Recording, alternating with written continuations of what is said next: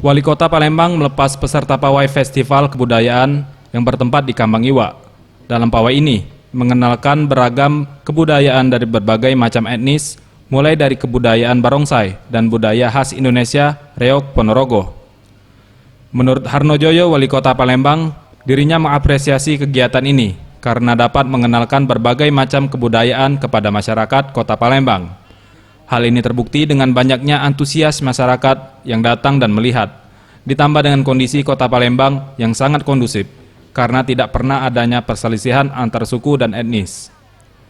Semestinya ada dari provinsi juga ikut hadir, tapi mereka hadir di sini, alhamdulillah.